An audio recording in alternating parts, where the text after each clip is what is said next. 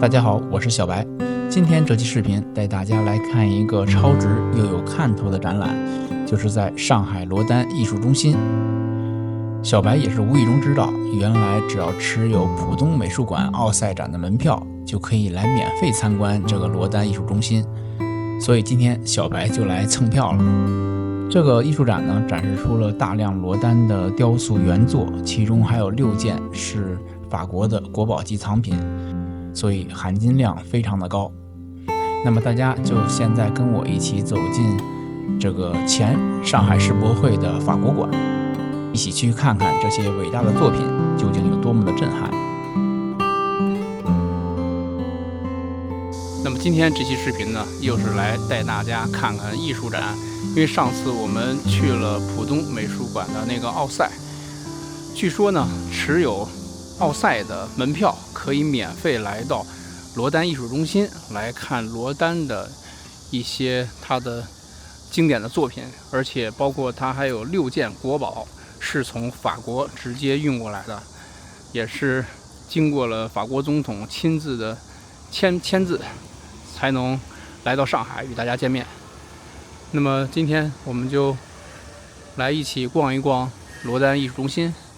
这里呢也曾经是2010年上海世博会的法国馆，大家可以看到它这种外立面感觉非常的具有法国艺术气息，然后配上梧桐树，在旁边呢就是世博公园，也就是说上海造了2座小山的那个公园。罗丹美术馆的成人票是120，然后包含了咖啡还有面包，这是一个小的套餐。那么4楼进来之后呢，就可以看到这边写着罗丹现代雕塑的启程。罗丹的一句名言就是世界中从不缺少美，而是缺少发现美的眼睛。这句话可能大家都非常的熟悉，但是可能很多人都不知道它就是出自罗丹。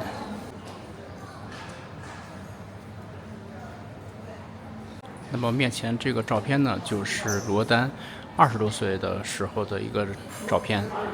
有很多人第一次看这个照片的时候，可能他觉得，这个人是不是有40多岁了？我觉得可能大家有这种感觉，是因为从他的这种眼神当中，可以看到那种很深沉，然后很彷徨的那种感觉。因为他大器晚成的时候也是在37岁了。这个时候20多岁，他还是很艰苦的。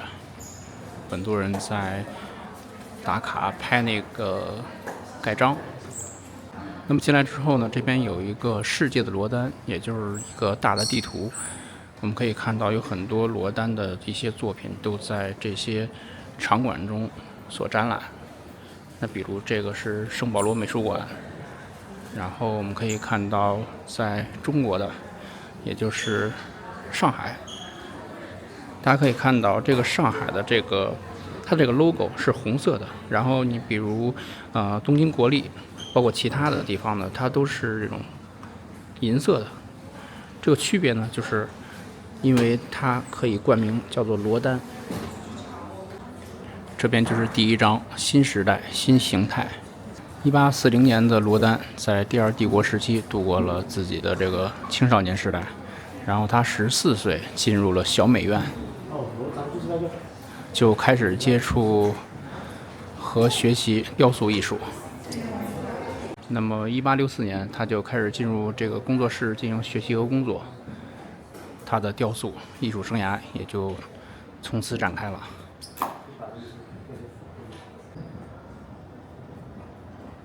什么呢？因为这些美丽的女性半身像是当时的热销品。有钱人他需要买了房子之后，他需要装饰。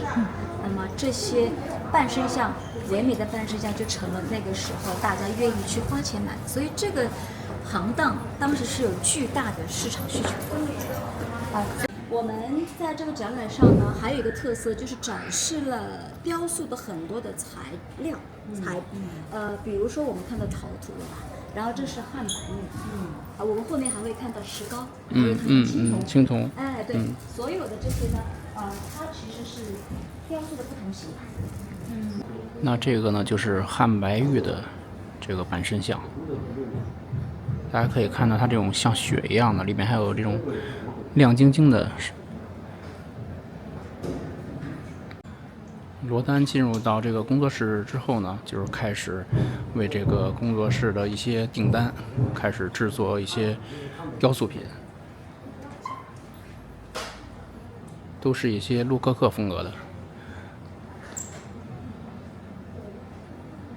那么我们可以看到有些的这些艺术品是有玻璃罩子的，然后其他的你像这种汉白玉的就是没有的。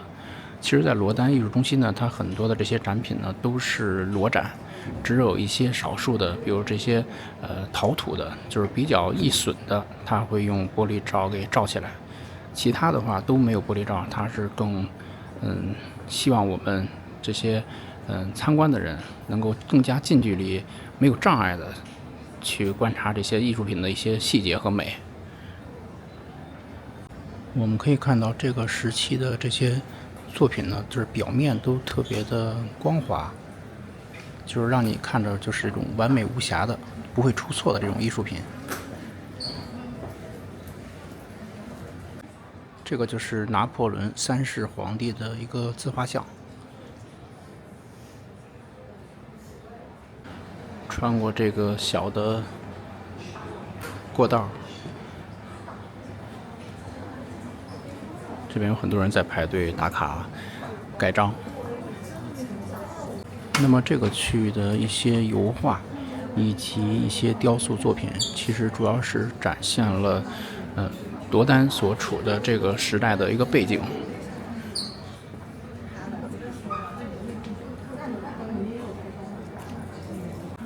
穿过这个展示呢，我们就可以看到这边特别的明亮。那么这就是右边艺术馆的它的一个玻璃的幕墙，它幕墙是中间是环绕一周，所以如果天气好的话，有光线进来，特别适合这种做展览。那么这边呢，就是第2章“生命之爱，发于天然”。那么现在呈现在大家眼前的这个，可以说是罗丹真正意义上的第一部作品，叫做《青铜时代》。那么后面呢，有一个关于青铜时代的一个作品的介绍。这个是当时罗丹在之前那个工作室工作，然后因工作需要生活在比利时布鲁塞尔，也是在这里创作完成的。他之前在意大利旅行的时候，特别是在佛罗伦萨，亲眼看到了米开朗基罗的作品，而深受启发。那么这件青铜时代这个作品问世时候呢，也是在当时引起了巨大的争议，就是大家都以为它是直接从模特身上翻模而出的，可见这部作品它是有多么的这个逼人，然后包括它各个肌肉的线条，以及它这种表情。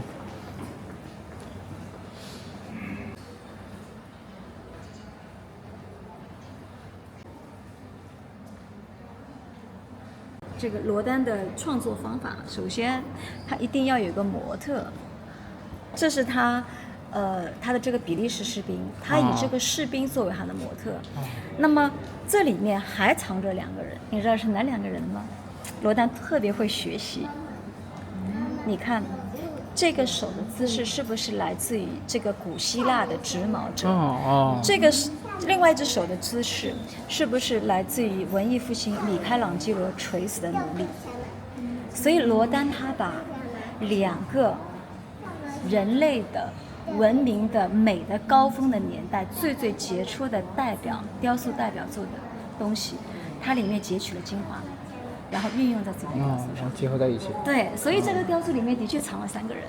我们可以看到这件作品是石膏，但是大家可能会觉得青铜比石膏可能更这个贵重，但是其实这个青铜的雕塑呢是用叫做失蜡法，然后从原始的这个石膏模具上翻出来的。但是法国的好像是有一个法律规定，是一个石膏它只能翻刻12座青铜的这个雕塑。所以就像刚刚我们看到了那个世界上有很多的展馆，它都有不同的，就是很多作品都在里面，就是因为这个原因，就是一个模可以翻12个青铜。但是如果有超出12个的，那基本上就不是真的了。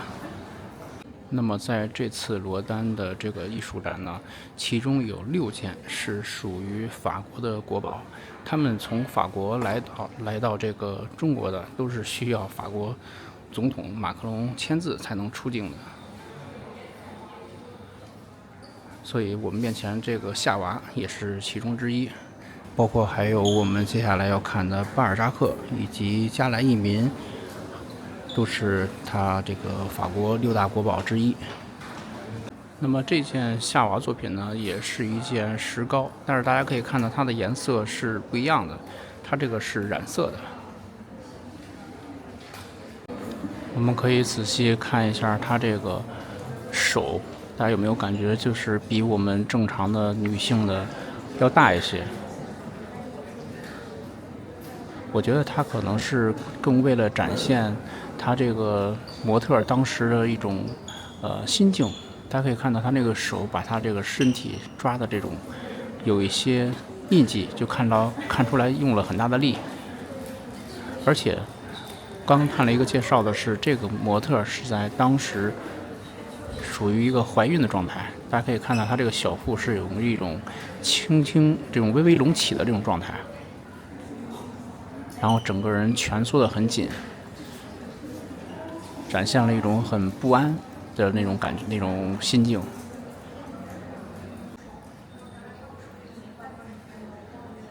那么这边这个展板呢，就是关于夏娃这个作品的一个介绍。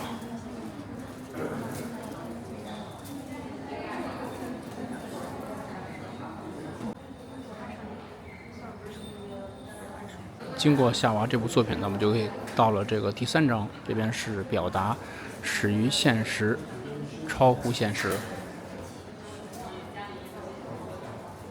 这部作品呢叫做《施洗者圣约翰胸像》。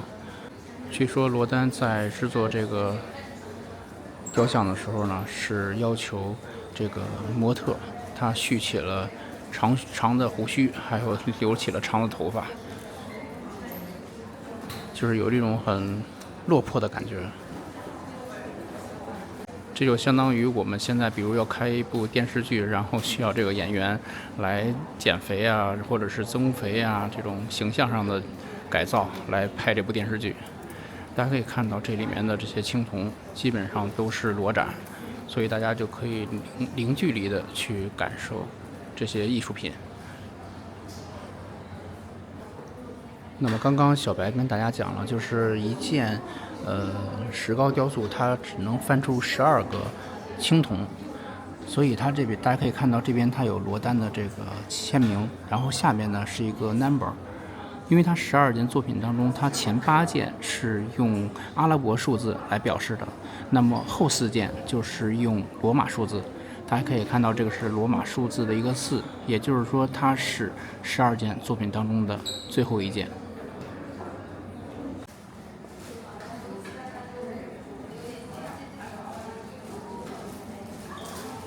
这个编号的这种方法就有点类似于我们所看到的，比如吴冠中他们的一些版画。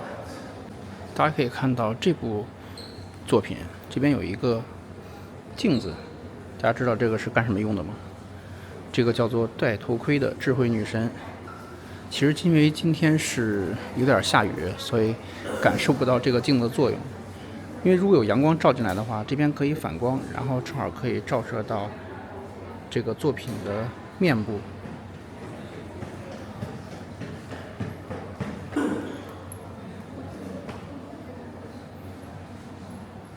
那么在我面前呢，这个就是51岁的罗丹。大家可以看到他神情啊，面带微笑，然后非常的有活力，感觉还有使不完的劲儿。这应该是在他的一个工作室吧。在他旁边的这个呢，就是一会儿我们可能要去看到的这个巴尔扎克。那么我们从这个展板转过来之后呢，这个空间只有一座雕像，这个就是罗丹用了8年时间创作的巴尔扎克。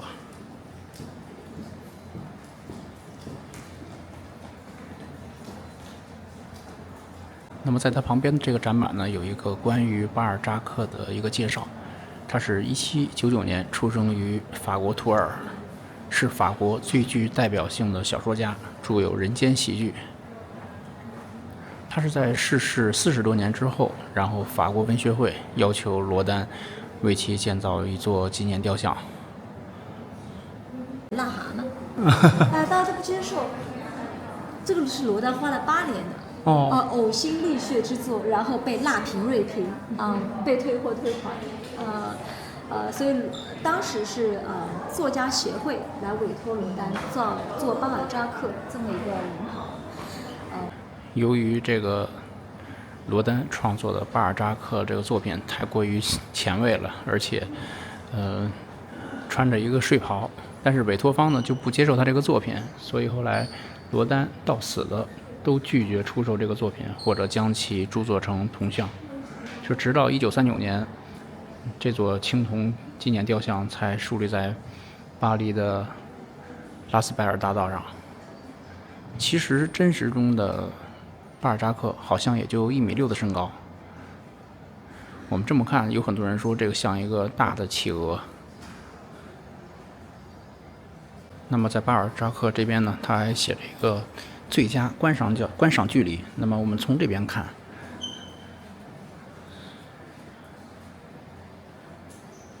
再往前走，就是给小白的一种感觉，就是这个巴尔扎克在清晨当中醒来，然后满脑子的这些创造力。每个角度看它都有不一样的这种感觉。从侧面看，就像一个雄鹰一样的。那么经过巴尔扎克那部作品之后呢，这边就是第4章，这边就是罗丹同时代的艺术群像。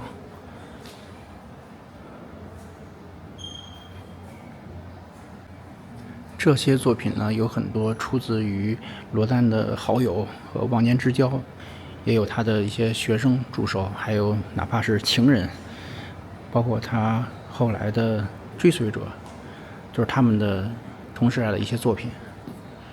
这个作品叫做《吻》，是一个釉面粗陶器。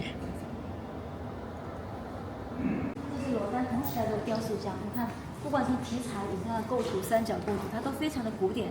就是说，像这样的作品，金主爸爸是不会退货的，就很安全。那么，罗丹的不一样，他会砍手砍脚，就是整个的一个，整个他觉得说一件作品所谓的完整和不完整，其实不是体现在一个形式上。这件作品小白还是蛮喜欢的，这个叫做阅读课，可以看到这个小女孩依偎在这个大人的怀里，然后一起读书，非常的温馨的一个画面。那刚刚我们看了一个陶器的一个作品，也叫做《吻》。那么这个汉白玉的呢，它也是吻。我觉得这部作品展现了这个男性和女性的不同的这种肌肉线条。我们可以从它的这个背部感受看，就是女性的这个非常的柔美，然后这个男性呢就特别的看着很硬朗刚健，而这些凸起的这些肌肉，一看就是经常健身的。这件青铜像呢，就是罗丹所塑造的惠斯勒缪斯女神。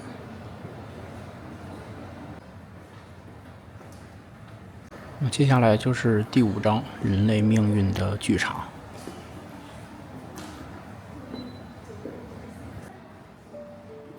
那么前边这个影子呢，就是思想者的影子。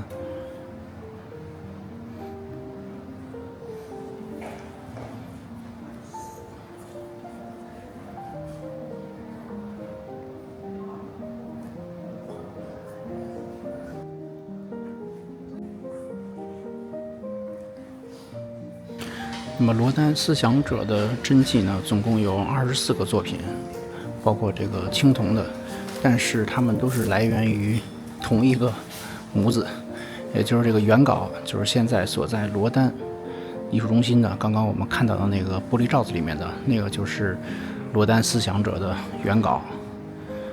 大家如果感兴趣的话，可以来看一看。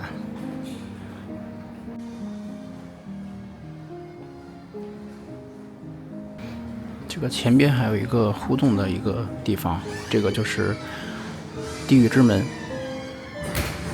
镜面互动装置。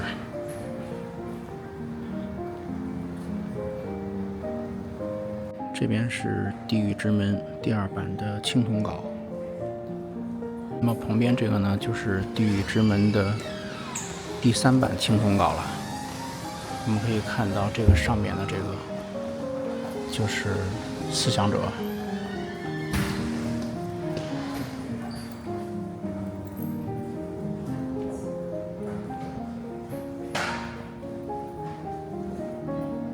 从这边我们可以看到，这个罗丹艺术中心的话，我们是这样，有一个坡度，一直转下来，然后转到1层。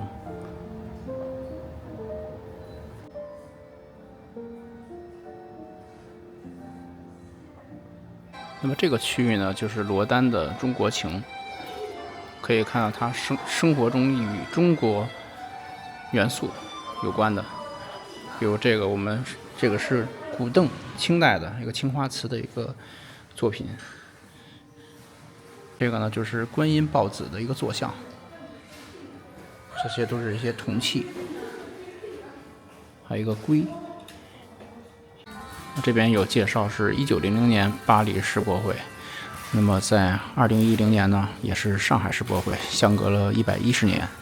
我们现在所在的这个罗丹艺术中心就是当年上海世博会的法国馆。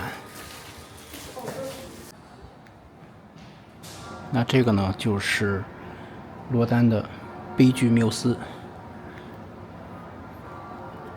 大家可以看到他这个面部非常的狰狞和痛苦，然后好像有一只眼睛还出现了问题。但是我们可以观察他这些身体的这些动作和肌肉线条，可以看到非常的有力量感。那这边可以看他的这个手，好像还有断了2截。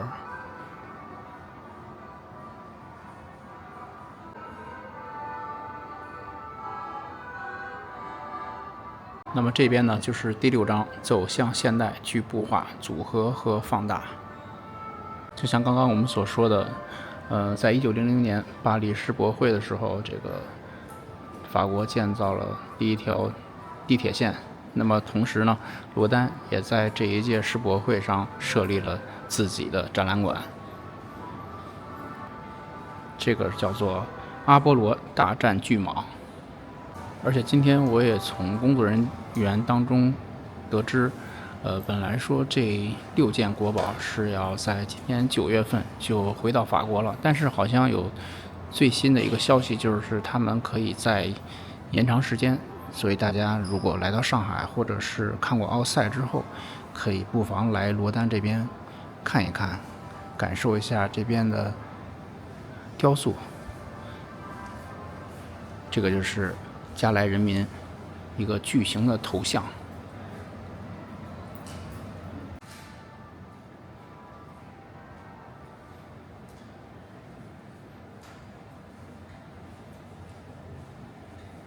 从这些反光镜子当中穿过来之后呢，我们就看到了这个非常著名的一个作品，就叫做吻。稳稳的幸福，是不是？果然如此吗？哎，这2个人呢，各怀心事。我们可以从他们男人和女人的背，他们言说着各自的心事。所以现在让我们来观察一下，女人的背是怎么样的，男人的背是怎么样子的。我们来我们再雕塑绕一圈。女人的身体，它是柔软的，很陶醉，的，对不对？对，它是松弛的，它是投入的。我们再来看看男人的背，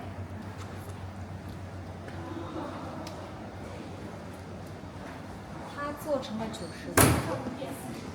它是背上的肌肉是紧张的，是拘谨的，他好像有顾虑，所以他的背就像有大脑一样，他在想东西，他在挣扎，他在纠结，他纠结的是我们该不该这样做在一起，我们应不应该这样一起这样做，有没有对和错？所以他在天人交战那一刻，为什么呢？因为从世俗伦理道德上，这两个人不应该在一起。那么这个故事是来自于但丁《神曲》的地狱篇当中的一个故事，讲的就是Francesca， 她是意大利一个城邦的贵族女子，她因为要平息意大利的另外一个城邦的纷争，所以这是一个政治婚姻，她嫁过去联姻了，所以她对于自己的先生是从来也没有见过，所以没有感情。但是先生的弟弟保罗呢，文质彬彬，所以他们就日久生情，时不时呢会一块儿来看书。现在呢，我们来找一找这本书在哪里。在这个雕塑上面还有一本书。还有一本书。对，还有一本书。这个。哎，近了，这是个椅背。是啊。手上呢？对，手上我们有一本书。试想一下，如果您是投猎人，这本书是滑下来。他还抓着这本书，说明他依然内心处在冲突当中。对。所以很多的细节其实反映了两个人，男人和女人非常幽微而复杂的，有一些个内心的世界。所以罗丹他所有的雕塑，你会发现他不会把一个非常直白的结果来告诉你。所以第4件当中的第1件，也就是所有作品当中的第10件。那这件作品它的特殊性在于，其他的11件都被收在了全世界各大国家博物馆当中。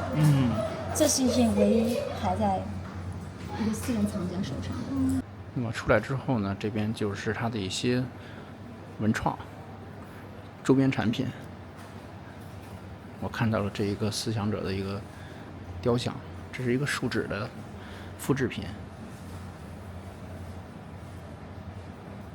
然后这边还有罗丹艺术馆的一些冰箱贴，而且它这种冰箱贴是那种不是平面的，是立体的凸出来的。这个是思想者，这个价格30多块钱哦，透卡是39，然后上边这个冰箱贴29块钱，这个是59，价格还是比较实惠的。然后这里还有罗丹艺术中心的这个帆布包，也是几十块钱一个。那么这样呢，我们就从罗丹艺术中心出来了，走到室外了。现在好像不下雨了，但是这个天气还是有点潮湿，很闷的感觉。我觉得好像也不用走楼梯这边，直接坐着直梯上面，然后沿着坡道就可以下来了。对于残障人士也非常友好的。这边就是罗丹艺术中心的中间的一个小广场，然后前面有一个标志性的一个雕塑，也就是罗丹的思想者。它这个应该是树脂的复制品。